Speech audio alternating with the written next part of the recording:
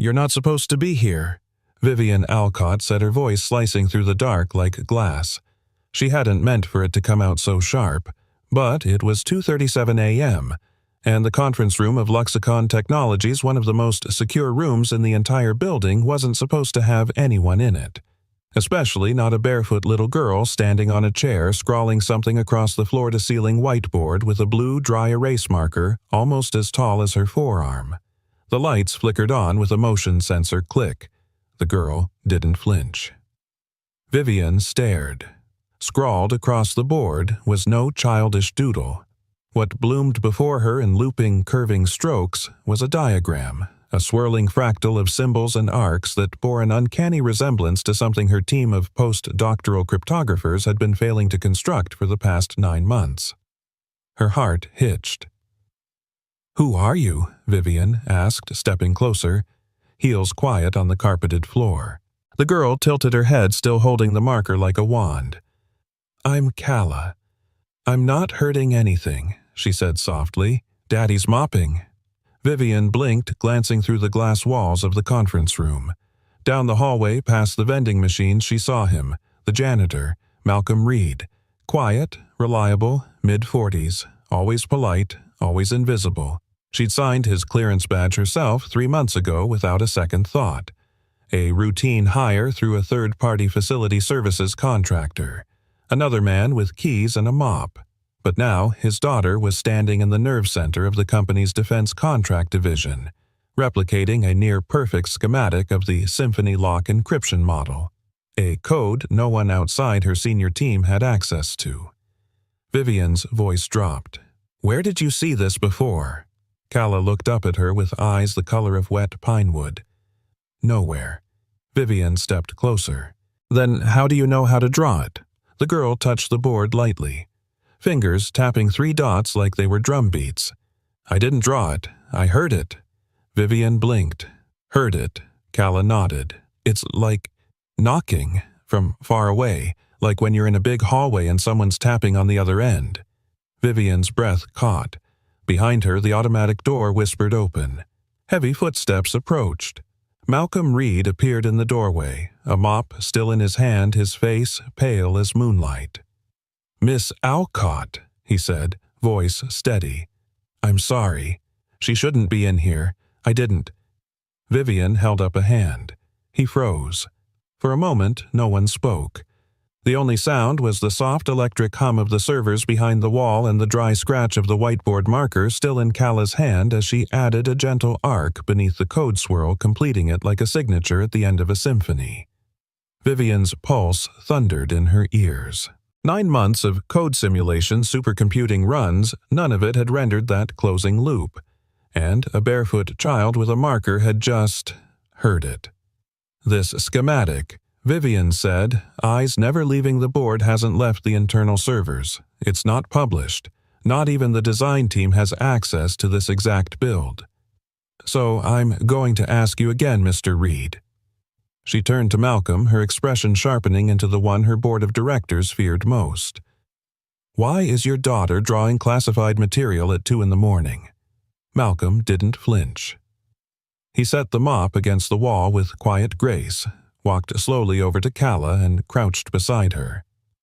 "She didn't mean to do anything wrong," he said softly, brushing a loose curl from her forehead. "She's got a conditioned sensory processing disorder. Sounds don't reach her the way they reach us. They echo. They layer. Sometimes they turn into shapes in her head. And sometimes—" He looked at Vivian, his gaze clear and unwavering. "Sometimes she tries to draw the music she hears." "It's not music," Vivian snapped. "It's a multi-tier encryption lattice designed to protect national defense communications." "Maybe to you," he replied gently. "To her, it's just rhythm." Calla tapped the board again. "It goes like this, 1 and 2. Pause. Then 3 and a swoop." She smiled up at Vivian. "It feels like something trying to open." Vivian stared at the girl, her breath caught halfway in her throat. That phrasing. Something trying to open. That's exactly how the CTO Darren Vexley had described the final stage of the Symphony Lock, the phase no one could simulate without it collapsing on itself. Miss Alcott, Malcolm said again quietly, "We'll go. You won't see us again after tonight." He reached to take Calla's hand. Vivian didn't move. Her eyes flicked between the bored the girl and the man kneeling beside her. Not in fear, not in guilt, but in calm protection. Like someone used to holding fragile things. "You know," she said finally, "my engineering director once told me you can teach a machine to think, but not to imagine. That only humans can fill in gaps that don't make sense." Her voice softened. "No one's ever filled in that loop." Calla looked at her quiet and curious. "What else can you hear?" Vivian asked. The girl smiled and tapped the last arc of the pattern. "Door."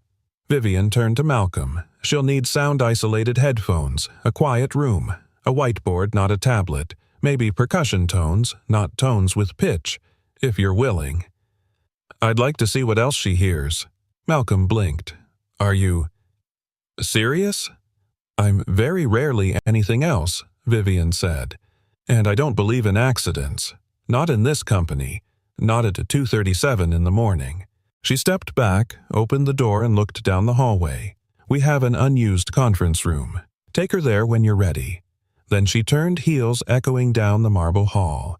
Before she disappeared around the corner, Vivian called back over her shoulder without turning around, "Let her draw the silence. Let's see what else it's been hiding." The hallway to conference room D was quiet, lined with security badges and framed patents like a museum of achievements. Malcolm Reed walked beside his daughter, each of her small steps echoing in his chest like a soft snare hit. Her hand in his was warm loose, unbothered. He, on the other hand, was anything but. "Are we in trouble, Daddy?" Calla asked, swinging their arms gently. Malcolm didn't answer right away. He'd spent years perfecting the art of invisibility, showing up early, staying late, cleaning floors so spotless you could eat off them, and never, ever making noise. That was the deal. People didn't fear the janitor. They didn't notice him at all. And that's how he survived. Until now. "No," he finally said, opening the door to the unused room Vivian had offered. "Not trouble, just a kind of different." Calla stepped inside and looked around. It was bare cold with a whiteboard, a desk, and 4 stackable chairs. She pointed to the walls. "It's too sharp in here." He nodded. "I'll fix it." He rolled a few trash bags over the glass walls, softening the edges. Draped his coat over the vents. Moved a chair against the corner to block the fluorescent hum.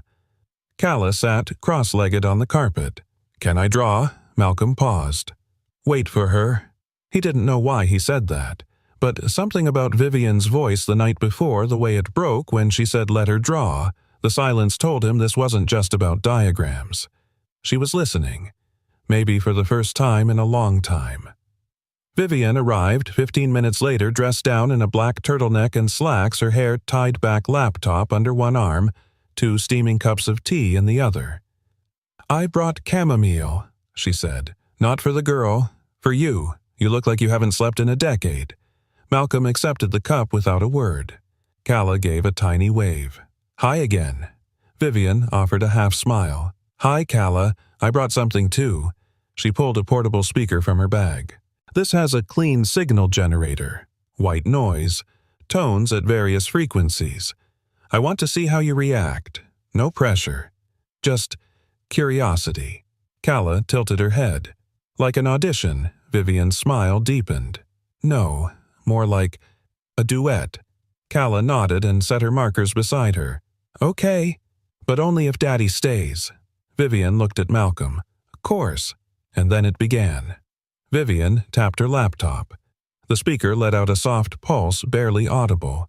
Calla didn't move. A second pulse higher in pitch. She picked up a blue marker. By the third pulse she was drawing again, not frantically, but in a calm, spiraling motion. Her lines had rhythm restraint, not chaotic, composed.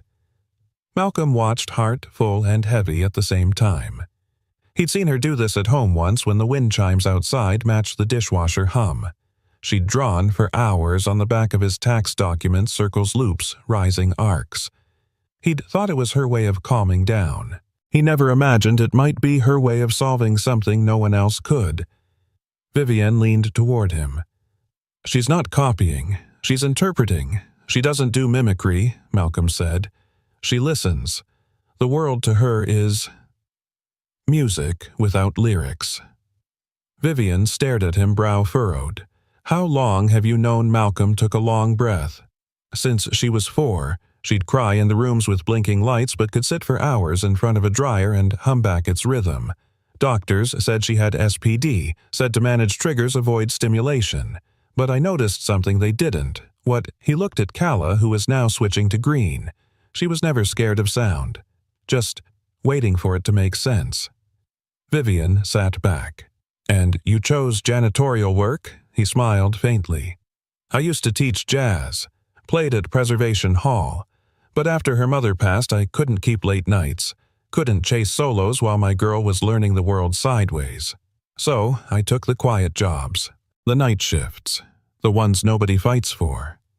Vivian stared at him for a long moment. You gave up music. I didn't give it up, he said quietly. I gave it to her. Calla looked up then. I'm done. Vivienne stood, walked over, and studied the new drawing. Her hands trembled as she traced a line Calla had made, one that looked like a backwards figure 8 nested inside a pentagonal arc. Her voice came out hushed. She's filled in the energy bridge. What's that mean? Malcolm asked. It's the part we couldn't simulate, a way to fold the encryption sequence back on itself like a recursive cadence. We thought it was a mathematical glitch, but it's musical, Malcolm offered. Vivienne nodded. Or, at least, rhythmic. Calla pointed at a corner of the pattern. It gets fuzzy here, like someone messed it up on purpose. Vivian's eyes narrowed. Where Calla tapped a section 3 dots out of alignment, forming a path instead of a loop. I thought it was broken, Calla whispered. But then I realized, it's not broken, it's hiding. Vivian stared at the anomaly. She knew those coordinates. They matched an access string Darren Vexley had added to the system 6 months ago. Her heart sank. What do you mean, hiding, sweetheart? Malcolm asked gently. Calla whispered. Like a beat that wants to vanish, so no one follows it. Silence.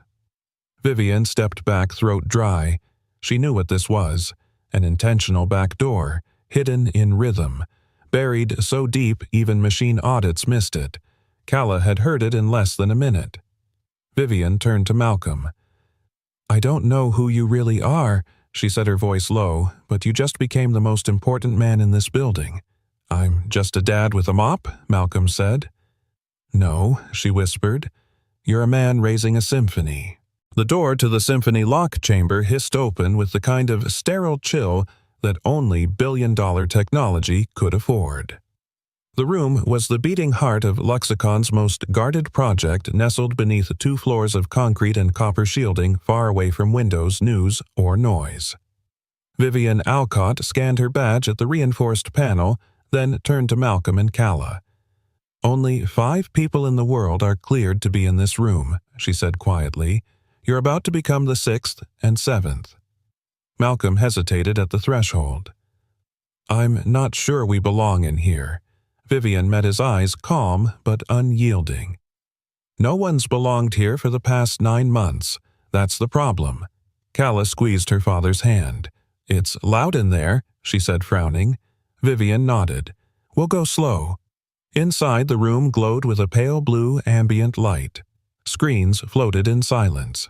A massive curved wall displayed cascading lines of real-time encryption data strings of code falling like snow, too fast for any human eye to follow. But Calla's eyes didn't move. They stayed fixed on a single corner just above the 4th server rack. It's off, she said simply. Vivian turned. What is that part? It's not dancing with the others. Malcolm leaned in. She means it's out of rhythm, Calla nodded. It's trying to hide in the noise, but it's too slow. Vivian walked over to the terminal and tapped in her credentials. After a few keystrokes, the waterfall of code froze. She highlighted the section Calla had pointed at, and her stomach twisted. That specific subroutine hadn't been touched since Darren's last solo update 6 months ago. It was locked encrypted under Level 7 authorization, her authorization. Except she hadn't written it. And Darren had said nothing about a unilateral code patch. She didn't speak her suspicions out loud, not yet. Instead, she turned to Calla, kneeling to her level. "Can you show me where the pattern breaks?" Calla tilted her head, listening. Then she reached into her satchel and pulled out her markers, not with the erratic hands of a child, but with the precision of a conductor drawing out a score. She made one line, then another, and another. Malcolm stood silent as his daughter laid down shapes and slants like stepping stones across water. It was the same trance she entered at home when she'd hum to the rhythm of the dishwasher or mimic a subway chime with her fingers against the glass. "She hears math," he whispered, "but not as numbers." Vivian barely breathed. "What does she hear this as a melody with a wrong note?" Malcolm said. "You don't need perfect pitch to feel that. You just need a heart." Calla circled a segment and tapped it twice.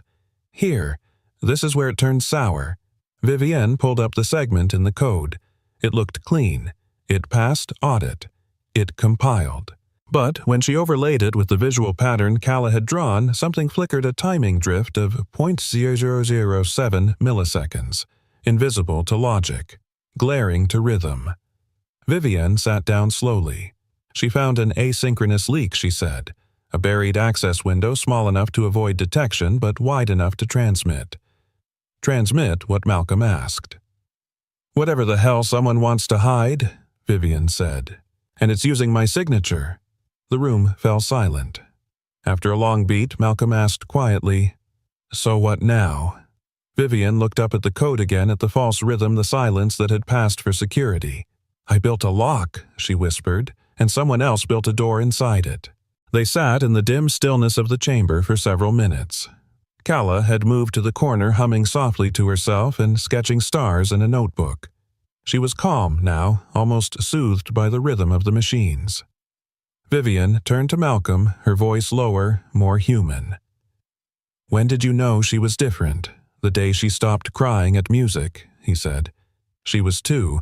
I used to play soft brush snare in the evenings to soothe her SPD meltdowns. Most sounds hurt her, made her tremble, but drum brushes, they wrapped around her like a blanket." He took a breath. Then one night she started tapping the beat back, not just mimicking answering, like she'd been waiting her whole life for someone to speak her language. Vivian looked at him, something soft flickering behind her usually impenetrable eyes. "You ever miss the stage?" she asked. He smiled faintly. "I miss the silence after the last note." She nodded slowly. "I wouldn't have guessed. You don't look like a man who walks away from the spotlight." Malcolm looked at his daughter. "I didn't walk away," he said. "I just changed what I considered an audience." Vivian leaned back in her chair. "You know," she murmured, "people think brilliance comes with fire, loud, aggressive, flashy. But some of the most dangerous minds I've ever met," whispered. She turned to Calla. "And she's not just brilliant, she's listening to what we've all been too loud to hear." Later that evening, Vivian made a call from her private line, a direct line to the Department of Defense's tech liaison. She didn't mention names, just a potential breach under review and a pattern anomaly buried in the symphony matrix. "We'll dispatch someone in 72 hours, the voice on the other end said. "Is the system still online?" "For now," Vivian replied, "but it's under active observation." She didn't say anything about the janitor, or his daughter, not yet. She stared out the window after the call, the city lights flickering below like static. 9 months of searching, dozens of sleepless nights, a parade of PhDs and consultants all brilliant in the way textbooks wanted them to be, and none of them had heard the offbeat. None of them had seen what a child with SPD, a jazz legacy, and a box of markers could find in under an hour. Vivian picked up one of Calla's drawings again, a page filled with tiny stars surrounding a spiraled arc. To anyone else it looked like a child's daydream, but she saw the echo now, the part the system had skipped, the part someone had wanted skipped. She looked at the clock. The next 72 hours would decide everything. And, for the first time in years, Vivian Alcott, the woman known as the ICE CEO, the girl once labeled too strange for group projects, the founder who never smiled at IPOs, felt something stirring in her chest. Not fear, not pride, hope. Vivienne Alcott never forgot a line of code she didn't write.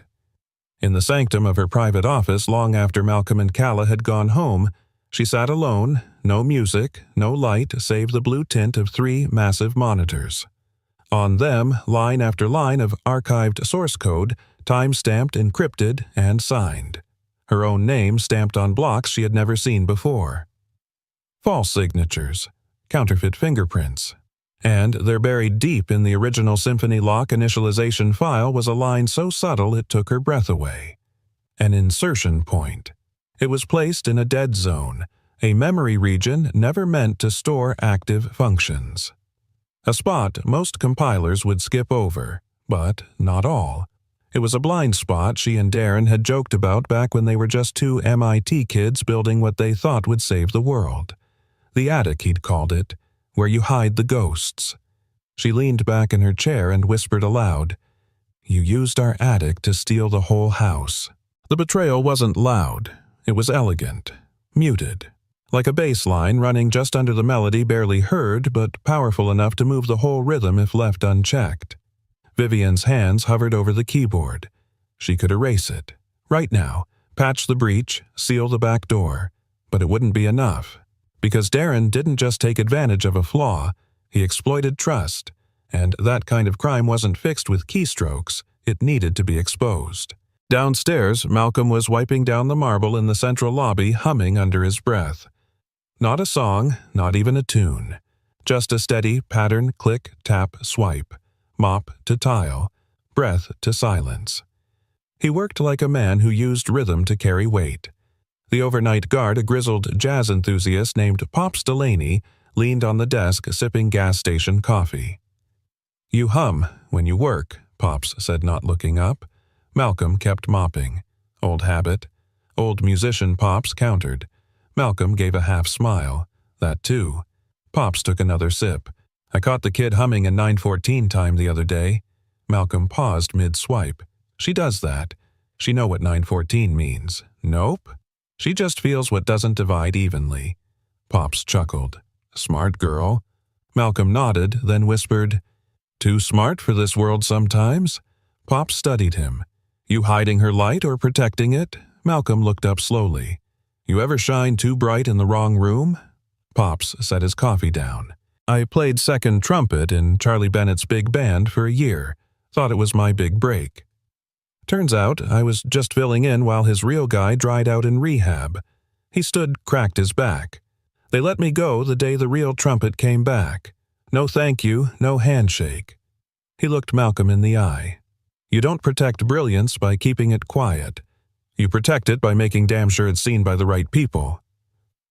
Malcolm didn't reply, but something shifted behind his eyes, a recognition maybe, or just the weight of a man who'd spent too long folding in on himself. The next morning, Vivienne summoned Malcolm to the 42nd floor. He entered cautiously, Calla still asleep at home. Her curls had been tangled with marker smudges and dreams of color. Vivienne stood by the window, a tablet in her hands. "I found it," she said without preamble. Malcolm waited. "Darren wrote a back door 6 months ago. It's been siphoning data through a ghost partition, one we designed together as students. He buried the trigger under my credentials." Malcolm blinked. "Why?" She turned to him. "Because no one would question me." He exhaled. "So you were the alibi." She nodded. "And he was the thief." A pause. Then Malcolm asked the question she hadn't asked herself yet. "What are you going to do?" Vivienne stared at him. "I'm going to stop him." Malcolm tilted his head, legally, quietly, loudly. She met his eyes. Strategically. He gave a small nod. "Just don't wait too long. Doors that leak eventually flood." Vivienne looked back at the code. "I'm assembling a containment file. Proof, backed by timestamps, logs, Calla's pattern overlay, and the segment mismatches. Once I have it—" "You take it to the board?" Malcolm asked. She shook her head. "No, I take it to the Department of Defense." Malcolm's brows raised. "That'll blow everything up." "Exactly," she said. Later that day, Vivienne returned to the Symphony Lock chamber alone. The room buzzed with data blinking silently like a heart monitor. She stood there, arms crossed, watching the code waterfall. Then she reached into her coat pocket and pulled out a scrap of paper. One of Kala's drawings.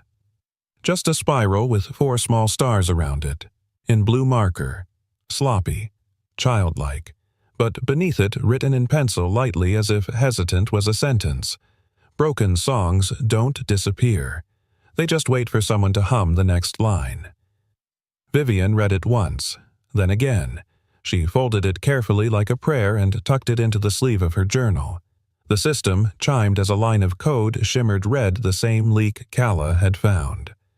Vivian walked up to the screen, and for the first time since founding Luxicon, she didn't look at it like a machine. She listened.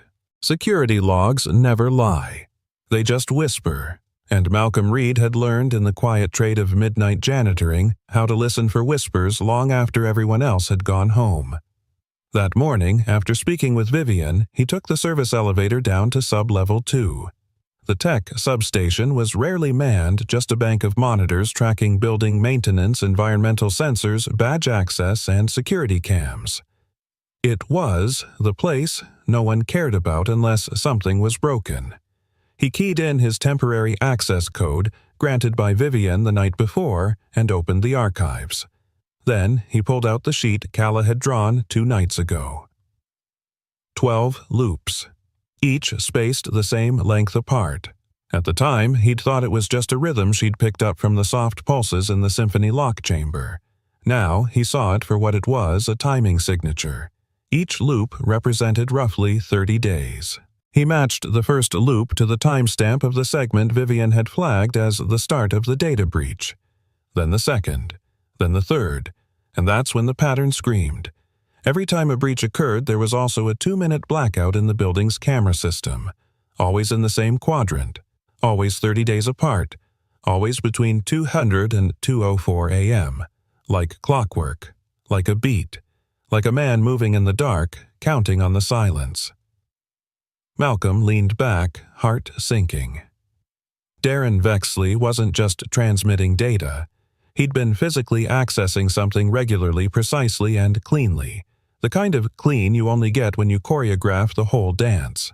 Upstairs, Vivian stood in front of the digital rendering of the symphony lock overlaying recent server traffic with federal data movement schedules. She had obtained clearance to view anonymized outbound logs for civilian contractors tied to federal infrastructure, a privilege only a handful of CEOs in the country had. At first glance, nothing looked wrong. But when she synchronized the timestamps with Kala's rhythmic loops, each breach pulsing like a metronome, she saw the shadows in the data. Packets leaving the system disguised as heartbeat signals. Harmless check-ins with government servers. But in reality, they were cloaked transfers piggybacking on routine maintenance pings to Department of Energy networks. "Darren," she whispered, "what the hell are you doing?" A knock came at the glass wall of her office. Malcolm stepped in, holding a folded sheet of camera logs. "I found something," he said. She turned. So did I. They traded papers. Vivian scanned his logs. Her lips pressed into a thin line. "Every breach coincides with these blackouts?" she asked. Malcolm nodded. 2 minutes, always the same quadrant, always between 2 and 4 past 2 in the morning. "That's when Darren comes in to check server latency on site," she muttered. "No one questions it because he's CTO. But he's not just sending things from his office," Malcolm said. "He's going somewhere." Vivian opened a blueprint of the building. "Quadrant 3 is where we house the analog vault." Malcolm's brow furrowed. "Analog, old school," she explained. "Cold storage backups, physically disconnected servers, only accessible on foot, no remote interface. You store anything government-related down there, only until the compliance window closes." She paused. "But there's a backup for the Symphony Lock's source seeds. If someone got those..." "They could replicate the entire encryption engine elsewhere," Malcolm finished. A long silence passed. Then Vivian whispered, "We have to go down there." The vault wasn't glamorous. No biometric scanners, no LED walls or voice-activated consoles. Just a simple steel-reinforced door behind the maintenance corridor marked "Authorized Technical Staff Only." Dust gathered in the corners. The hallway smelled like old servers and metal fatigue. Vivian swiped her master keycard. A soft hiss. Then the lock released. Inside, row upon row of sealed hard drives glinted under the fluorescent lights. Each was labeled barcoded and time-stamped. She moved to the far row. "These are the Symphony Generation discs." Malcolm followed her gaze. "Anything missing?" She scanned the shelf. Then her face went still. This slot should have Generation 3. She checked the shelf. Then the intake ledger. It was checked out 3 weeks ago. By Darren. Did it come back? Vivian stared at the log. No return date, no sign-in. Just a single note in the remarks column, System Diagnostics. Vivian turned away from the shelf, voice hollow. He took the seed disk. Malcolm looked around. "You said this system isn't connected to the internet." "It's not," she said. "But if someone has the original generation seed, they can create a twin, a ghost key, and open any door they want." They walked back in silence. As they reached the elevator, Vivian said quietly, "I trusted him. He was with me before Luxicon had a name." Malcolm looked over. "Trust doesn't make you blind. It just gives someone the option to earn or betray it." She didn't reply. In the silence, Malcolm added, "Kala hears rhythm. But I think you see structure." Vivian raised an eyebrow. Meaning. "You've spent your life building things no one else could, company systems, encryption. You understand form. But you also feel when something's off even when the math checks out." She studied him. "And what about you?" He gave a quiet smile. "I used to think my gift was rhythm. Now I know it's knowing when to stop playing and let someone else take the solo." Vivian pressed the elevator button. "I don't think she's here to be the solo," she said. "No, I think she's the conductor." That night, Kala sat at the kitchen table sketching quietly in dim light while Malcolm washed dishes behind her. On the paper, a new pattern. The loops were tighter this time, like ripples getting closer together. "Daddy," she said. "Yeah, Bug. They're getting faster." He dried his hands and came to sit beside her. "Who?" She pointed at the pattern, the beats, the bad ones. They used to be far apart. Now they're almost touching. Malcolm kissed her head. "Then we'd better move fast." Kala nodded. "Do you think Miss Vivian will stop the bad music?" Malcolm paused. "I think she's learning to hear it again." Kala smiled. "Good. She has smart eyes, like a hawk, or a sad piano." Malcolm laughed. "A sad piano." "She's quiet but loud inside." He ruffled her hair. "Just like someone I know." It began with a flicker. Just a hum, too high-pitched for anyone else to notice, but Kala's fingers stiffened as soon as she stepped into the glass-walled meeting room. Vivian noticed the shift. The girl's shoulders, usually soft and swaying like seaweed in calm water, suddenly locked. Her lips pressed tight. Her breathing changed shallow fast. And then her hands. They started to flutter like the wings of a trapped moth. Vivian turned off the monitor instinctively. The screen had been playing a slow diagnostic scroll of the symphony lock's current state. She hadn't realized the subtle feedback loop was emitting an ultrasonic frequency, the kind Kala didn't just hear, but felt in her bones. "Kala," Vivian said softly. Kala didn't answer. Her eyes were far off. Her head was tilting slightly to one side as if something sharp had whispered too close to her ear. Malcolm dropped the folder he was holding and rushed to her side. He crouched down, bringing his hands to her ears not to block but to gently tap. One tap, then pause. 2 taps. Pause. Then 3 steady, slow beats on the back of her shoulders, like a metronome, like a life raft. "Breathe with the rhythm," he whispered. "Back in the pocket, baby girl. Right here with me." She gasped. Not loud. Just enough air to shake loose whatever was binding her. Vivian stood frozen, her heart in her throat. She had seen children melt down before, but this wasn't a meltdown. This was a system crash, a sensory override, not emotion architecture folding in on itself. Kala slowly buried her face in her father's chest, her tiny fingers clutching the fabric of his janitor's jacket like it was the only real thing left in the world. "I'm sorry," Vivian said, stepping forward. "I didn't know the tone was active." "It's not your fault?" Malcolm replied, his voice even. Her senses lie to her sometimes, but rhythm never does. He rocked her gently, beat by beat. Vivian watched in stunned silence as the girl slowly calmed the tremors in her limbs, dissolving like waves after a storm. The man holding her wasn't just a father, he was a compass, a map, a shield, and in that moment the most powerful person in the room wasn't the CEO. It was the janitor with a heartbeat steady as a drum. Later, after Calla had fallen asleep, curled up on the couch in Vivian's office, a blanket over her and the faint sound of soft vinyl jazz from a Bluetooth speaker, Vivian poured 2 mugs of coffee and handed one to Malcolm. "Thank you," he said, accepting it. She sat beside him, back straight, but her voice had lost its edge. "I should have seen it coming. I read everything about SPD when you first told me. I thought I understood." "You read the theory," Malcolm said gently, "but you can't learn thunder from a book." Vivian stared into her cup. She looked like she was drowning. "She was," he replied, "but she's also learning to swim." A quiet passed between them. Then Vivian said, "Darren used to say I was the cold one." Malcolm looked at her, waiting. "He said I saw systems, not people. That I could spot a bug in a string of code faster than I could spot a lie in a boardroom." She laughed, but it didn't reach her eyes. "Ironic, isn't it? He was the lie. And I never even heard the off note." Malcolm tilted his head. "You weren't deaf. You were loyal." Vivian exhaled. "Sometimes I wonder if loyalty is just fear dressed in a nicer coat," maybe Malcolm said. "But Calla wouldn't have drawn for you if you were just cold. She listens with her bones. And your rhythm was right." She looked at him sharply.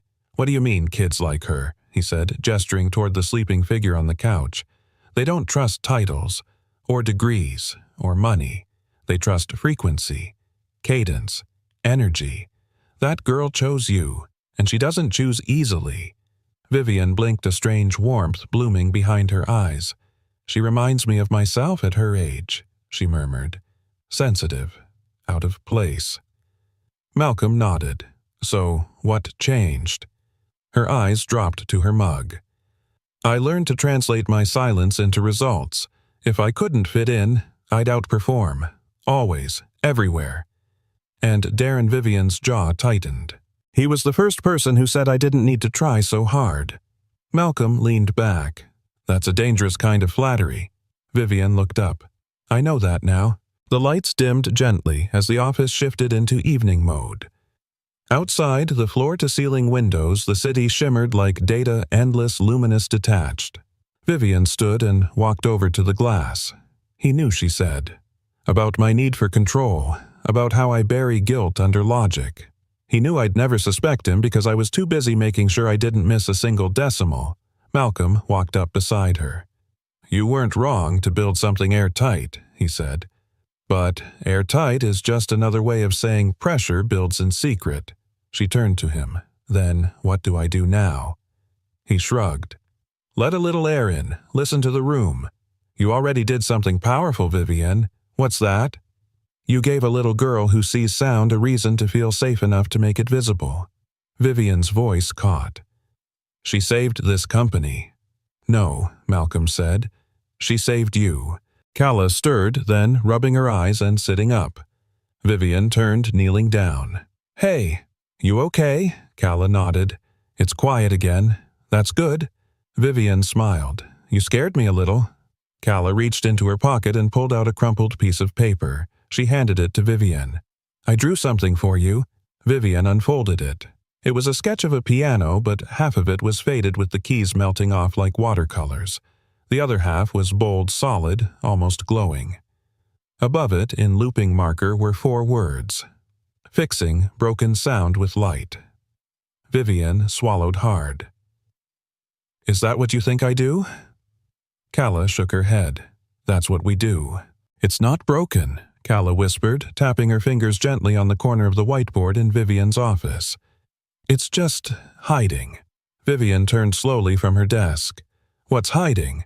Calla's eyes darted to the speaker on the ceiling, then down to the corner panel where the wiring for the symphony lock had been rerouted earlier that week. The rest of the rhythm. It skipped. She tapped again 4 precise beats. 1, 2, silence, 4. Vivian froze. "You heard a skip?" she asked carefully, crossing to kneel beside her. "Just now, no," Calla said, pointing to her temple. "Not heard, remembered."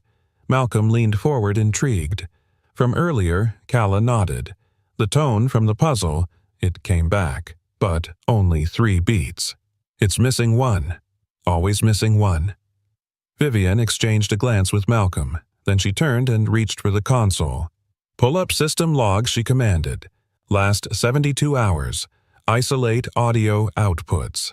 Cross-check with anything that had frequency above 18 kHz. Malcolm blinked. "You can do that." Vivian smiled faintly. "I built the damn thing." 10 minutes later, the screen lit up with a timeline. A small red blip pulsed every 30 seconds, irregular but persistent. "There," Vivian said. "It's not just a skipped beat. It's a pattern. Something's pinging the system every half-minute, like a ghost frequency." Calla pointed at the screen. "That's where it hides."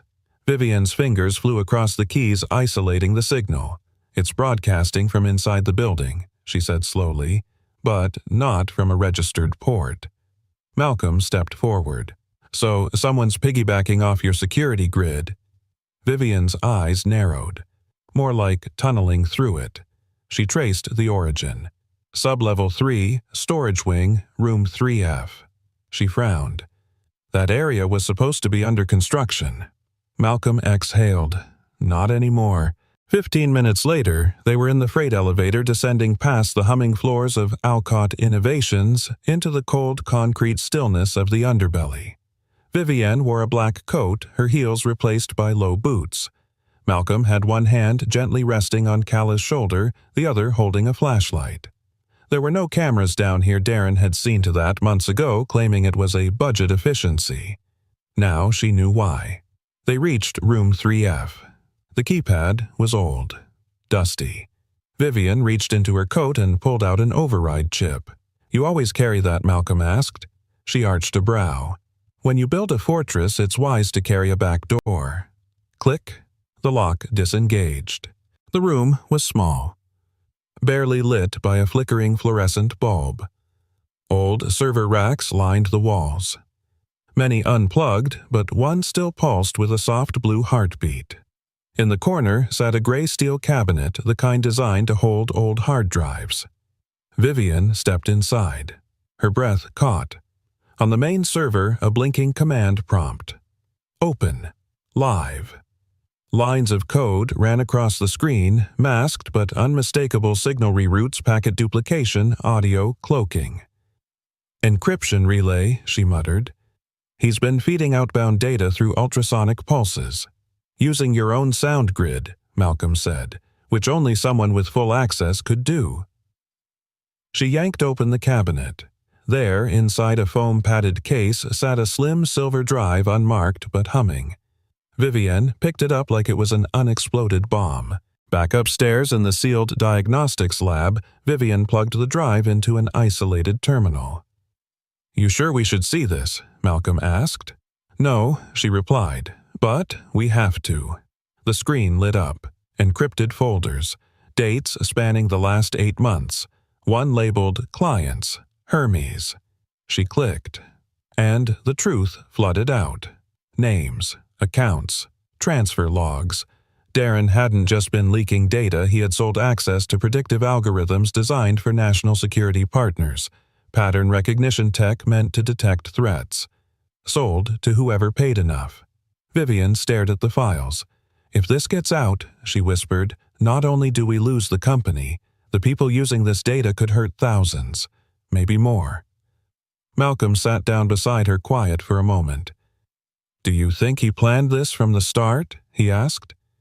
Vivian's voice was a whisper. He was always charming, always visionary, but he couldn't build. He could only sell. And when he ran out of things to sell, he sold us. She turned to Malcolm. "We need to get this to someone we trust. outside, before he realizes it's gone. That night, while Calla slept peacefully in a guest room upstairs, Vivian sat in the corner of the lab watching the files upload to a private backup. Malcolm sat across from her tuning an old jazz guitar he'd found in a closet 2 floors down.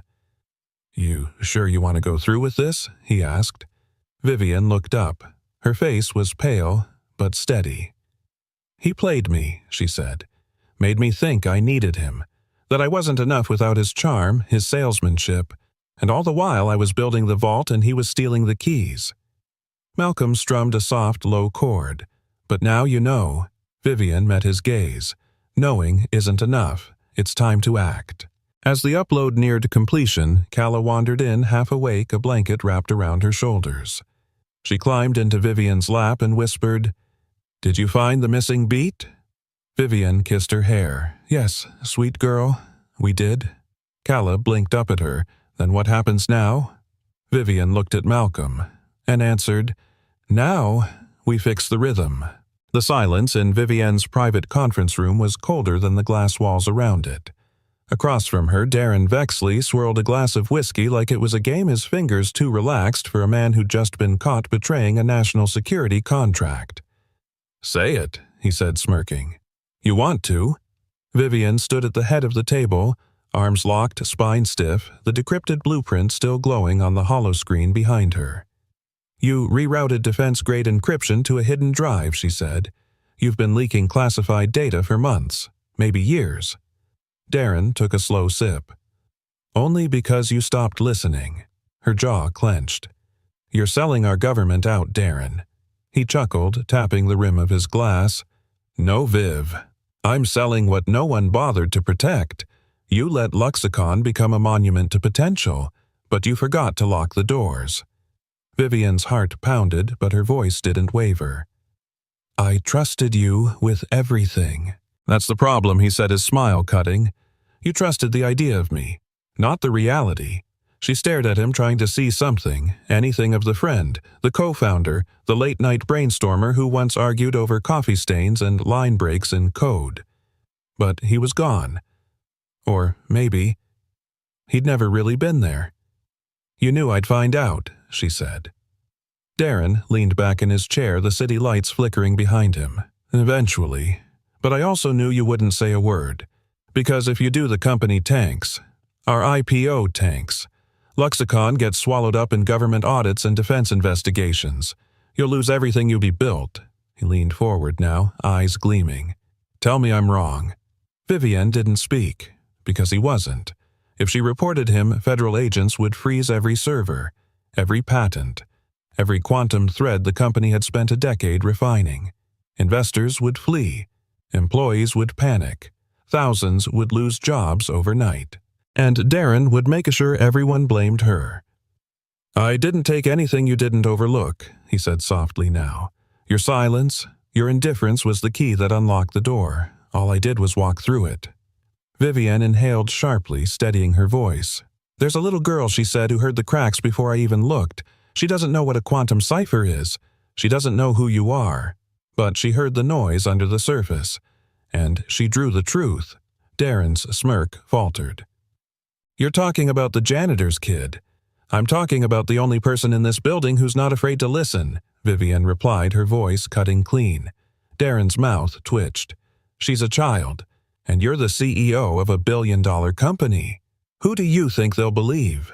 Vivian stepped closer, her shadow casting across the table. "You once told me," she said, "that every great lie is just a truth left unguarded." Darren raised an eyebrow. "Sounds like something I'd say." "Well," she said this time, the truth brought backup. He chuckled again, but it was thinner now. "What are you going to do? Call the feds?" "Hand them the keys to the kingdom." Vivian looked at him long and hard. Her pulse pounded in her throat, but her hands didn't shake. "I'm not calling anyone," she said. Darren tilted his head, amused. "I'm inviting them," she continued, "to the IPO press conference, where you'll be speaking." The smirk finally dropped. "Luxicon's too big to fall." "Darren," she said, her tone level as granite. "But you're not." He stood up now, anger rising beneath his polished exterior. "You'd destroy everything." Vivian met his eyes unwavering. No, you already did. He took a slow step toward her voice tightening. You report this, and you won't be hailed as a hero. You'll be the woman who burned her own empire down. Vivian didn't flinch. Then let the ashes speak for themselves. A long, tense silence settled between them. Outside, the city blinked on floor by floor.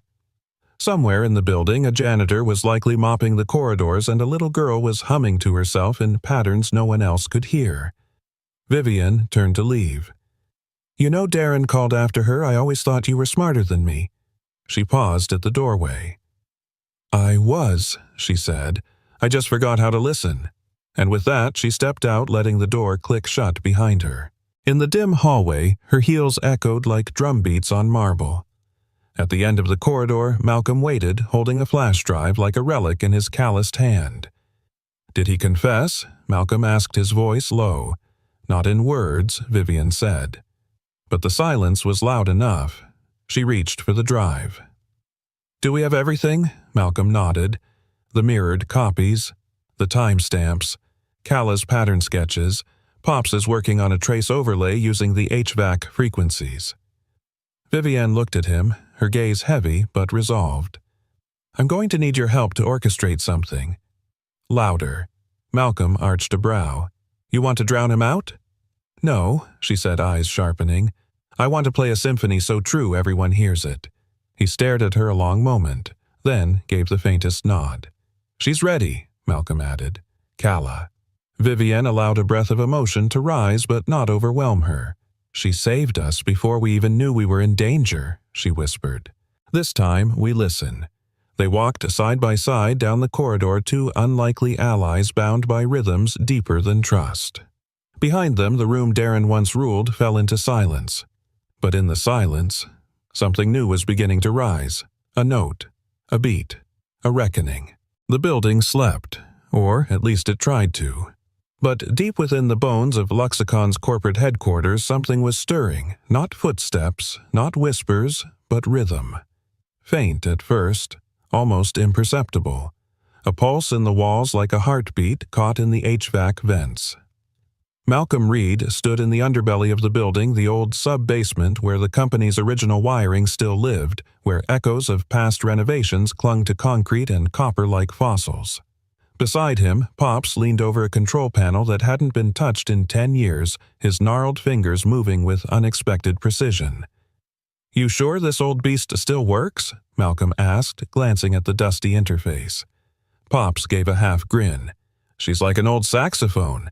Might need a little spit, but the notes are still in her. He flipped a switch and the entire floor hummed a low, resonant vibration like someone gently drumming on the ribs of the building itself. Now Pops said, handing Malcolm a short mic cable, play her something she remembers. Malcolm hesitated only a beat, then reached for the bucket beside him. Not a drum, just an old dented mop bucket, but in his hands it sang. He began slow, gentle taps, triplets, silence, a roll on the rim, then a pause. In the pause, another rhythm answered. From above, from somewhere 2 floors up, a whisper pattern, a child's pattern. Kalla. Pops looked up. She hears you. Malcolm's voice caught, but he didn't stop. He shifted the tempo 4 beats, then syncopation the way he used to calm her when the world spun too fast. And Kalla, wherever she was, answered with her own taps this time, mapped through the old speaker line Vivian had rerouted to the observation floor. She's tracing the trail, Malcolm murmured as data pulses flickered on the screen. Pops typed in sequence codes layering the rhythms onto Luxicon's intranet map. The system wasn't designed for sound, but Pops had modified the diagnostics to read vibrational patterns as if they were thermal trails. Like sonar, Pops muttered, but jazz. Above them, in a darkened observation room surrounded by windows and servers, Kalla stood barefoot on the cool floor, eyes closed. Her hand moved through the air like a conductor, fingers flicking in space, not touching anything yet, drawing everything. Vivian sat behind her, barely breathing. The little girl whispered, "He left a beat out. It's hiding." Vivian leaned forward. Where Kalla didn't open her eyes. She pointed. Not at the servers, not at the data, but at a blank wall with a small floor panel beneath it. Vivian's heart skipped.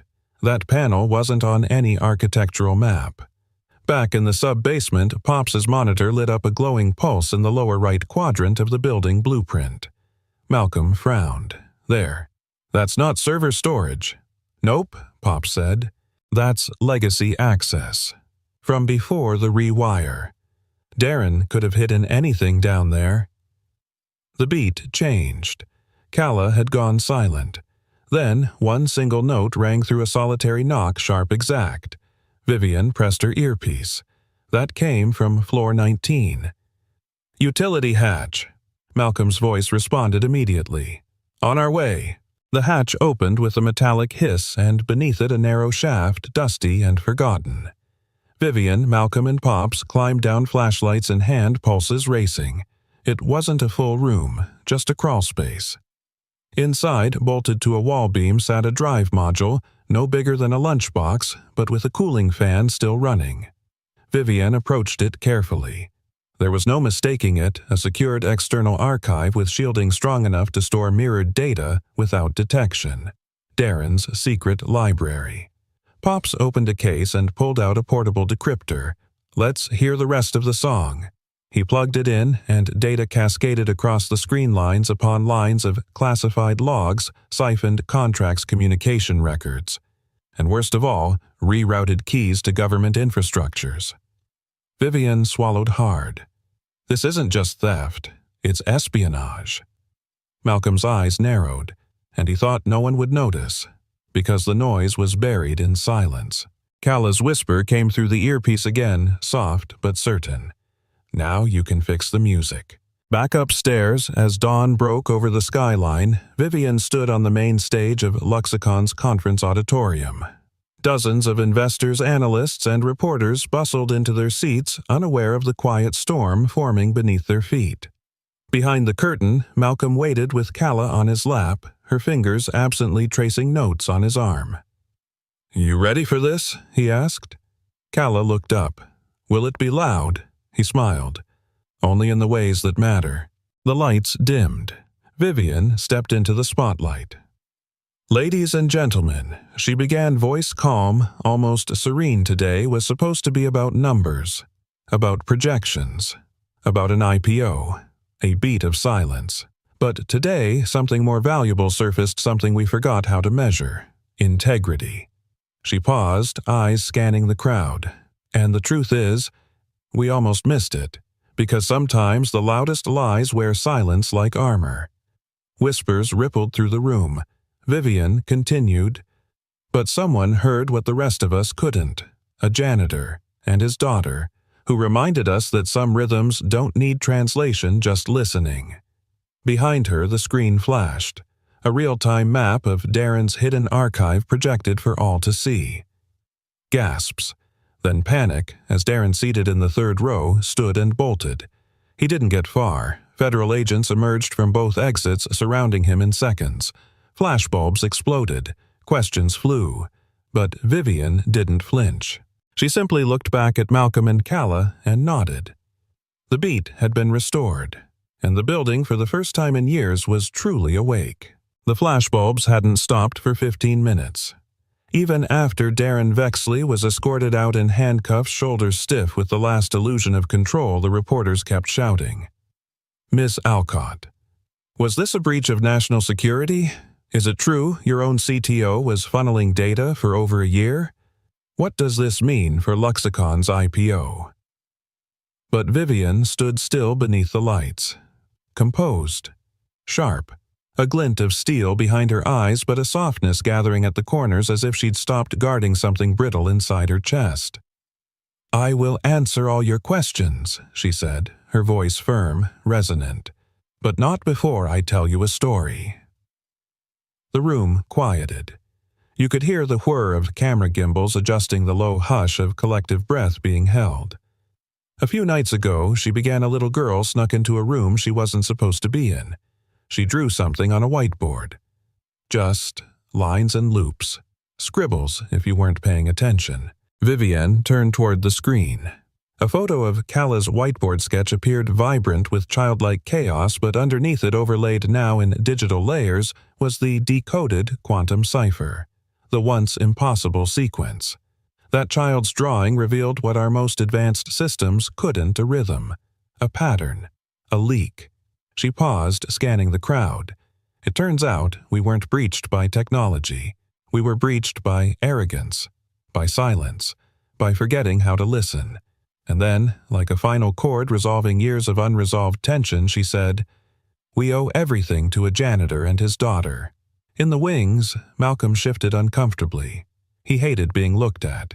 He always had, unless he was behind a kit behind rhythm. Kala sat on his lap, legs dangling, chewing on the string of her hoodie.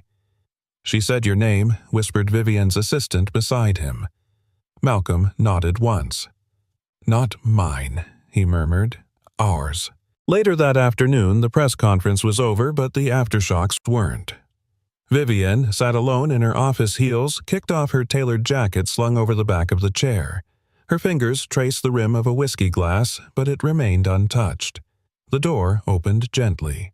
Malcolm stood there, still in his janitor uniform, mop handle in one hand. "Place is yours again," he said, voice low. "No bugs left. Except one dead stink beetle I let slide under your VP of Finance's desk." Vivian cracked a smile. "Consider that a bonus." A pause. Then she added, "They'll be coming for you, you know. Journalists, documentaries, tech blogs, the whole circus. I'm not the story," he said. "You are the story," she corrected, "because you didn't need a lab coat or $1 billion budget. Just ears and a heart that still worked." He looked down. "You gave her space to be heard. Not many people do." Vivian's voice softened. "She doesn't just hear things. She feels what we forget. We try to decode problems. She decodes people." A quiet moment passed. Then Malcolm looked up. "So, what happens now?" Vivian smiled faintly. "I speak to the feds. Luxicon survives barely. Darren's deals are traced, the contracts nullified. Our IPO's on hold. But integrity might be worth more than stock value in the end." She stood, walked toward the window, looking out over the city that once looked so far away, so cold. "I'm going to restructure the company," she said. "Start with a new department." "For what?" Malcolm asked. "For what they call intuitive signal mapping. And I want you to run it." He blinked. "Me." You hear patterns most people miss. You see gaps. You see people. That's more than half of data science and all of leadership. Malcolm looked down at his hands. Calloused, tired, but still capable. "And Kala?" he asked. Vivian smiled. "She'll have a place at the Luxicon Children's Cognitive Development Lab. Funded, protected, valued." Malcolm exhaled deeply, a breath he'd been holding for 7 years. "Don't let them box her in," he said. "She's not a code to crack. She's a melody. You don't own melodies. You just let them play." Vivian nodded. "She's already playing," she said. That night, the Luxicon atrium was quiet again, but this time not hollow. In the center of the vast marble floor chairs were arranged in a half circle. Children and parents sat close, whispering, waiting. Then a familiar laugh echoed. Pops shuffled in, rolling a cart of mismatched instruments. Buckets, old snare drums, xylophone keys bolted to wood, even an old triangle with a missing corner.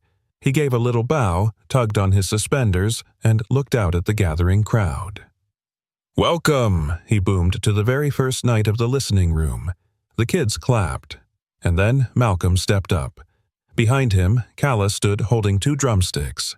Barefoot, eyes wide, ready. Vivienne took a seat in the back, alone but not lonely. Malcolm looked at the children. "No sheet music tonight," he said. "No rules. Just rhythm. Just sound. Just listening." He gave Kala a nod. She struck the first beat, then silence. Then a reply, a clap from another child.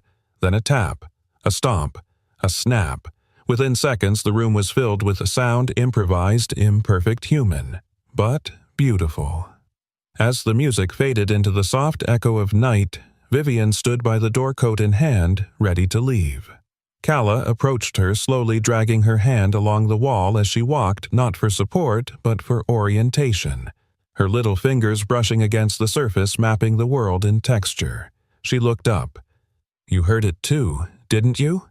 Vivian knelt down, stunned, heard what Calla smiled. The part that was missing. Vivian swallowed hard, emotion catching in her throat. "Yes," she whispered. "Yes, I did." And, as Calla walked away, arms swinging to a rhythm only she could hear, Vivian realized it had never been about breaking the code. It was about hearing what the silence had been trying to say all along. 6 months later, the halls of Luxicon hummed with a new kind of energy. Not just the vibration of quantum processors or the distant rhythm of typing keyboards, but something quieter, gentler, a different frequency entirely. The frequency of listening. Outside the main building, the steel and glass facade reflected a summer sky wide open with possibility.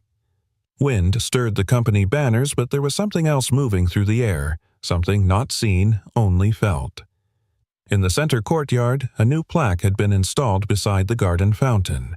It read, "Not everything needs to be decoded. Some things need to be heard." Vivian Alcott. Beneath it, 2 names were etched in brass: Malcolm Reed and Calla Reed. Inside, a sleek new department bore a modest sign: Intuitive Signal Division. No titles, no degrees on the walls, just patterns.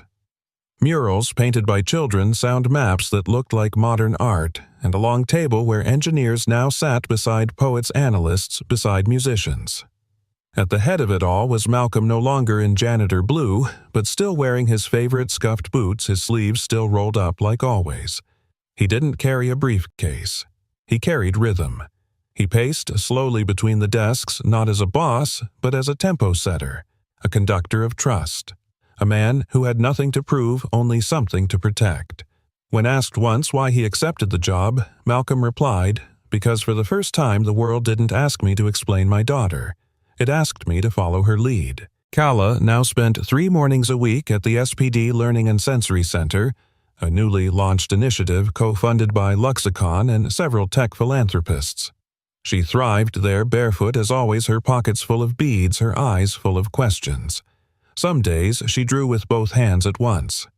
Other days she would lie quietly on the floor listening to recordings of wind in different languages. Her teacher, a gentle man named Thomas with autism himself, once told Vivian, "She doesn't learn by repetition. She learns by resonance. That's rare." Vivian only nodded. "She reminds me," she whispered, "what it means to start over." And Vivian. She did not return to the cold, pristine office on the 42nd floor. She wrote. A book, a thin, linen-bound collection of reflections. Its title, When We Listen. The first chapter was just 1 sentence. A janitor once told me his daughter wasn't solving puzzles, she was hearing what we forgot how to feel. The book became quietly influential in tech and education circles. But Vivian didn't promote it. She didn't tour. She didn't seek applause. She just kept showing up. Some days she joined Malcolm and his team sitting cross-legged on the floor during brainstorms, listening to rhythms mapped on walls. Other days she would visit Calla's classroom and just sit. One afternoon she knelt beside Calla and asked, "Do you still hear things others can't?" Calla blinked slowly. "Only when it's quiet enough." Vivian smiled. Maybe the world is finally learning how to be quiet. On Friday evenings, something unexpected became a tradition. In the old staff lounge, once dusty, now full of warmth, the listening room opened its doors. It wasn't official. No tickets, no schedule, just word of mouth. Children came with buckets and bells. Parents brought old instruments or just clapped along. And in the center always was Malcolm. His hands danced on drums that weren't even drums, overturned bins, tabletops, sometimes just his thighs. Pops showed up with a harmonica most weeks. He wore a bow tie and suspenders and told stories about when rhythm saved lives in the war. Vivian came too, never on stage, but always watching. Until one night, she didn't just watch, she stepped up. Malcolm raised an eyebrow. "You sure?" Vivian shrugged. "I used to tap on my windowsill as a kid. Kept me from going numb during math class." He handed her 2 spoons. She tapped them once awkwardly, then again firmer. The children followed. Snaps, claps, feet tapping in sync. And then the rhythm grew. Not perfect, not rehearsed, just real. At the end of it, as laughter bubbled and the children danced in circles, Malcolm leaned over and whispered, "You played your first rhythm." Vivian shook her head. "No. I joined one. One last morning." Sun spilled through the windows of the Luxicon studio wing, flooding everything with light the color of music. Calla sat at the glass wall sketchbook open on her knees, eyes closed. Her fingers moved in the air, not drawing, not pointing, just listening. Vivian stepped in barefoot too. Quiet. "What is it today?" she asked. Calla tilted her head. "The clouds sound, slow, but kind." Vivian sat beside her. "And what about you? What sound are you drawing?" Calla thought for a long while, then whispered, "I think I'm drawing freedom."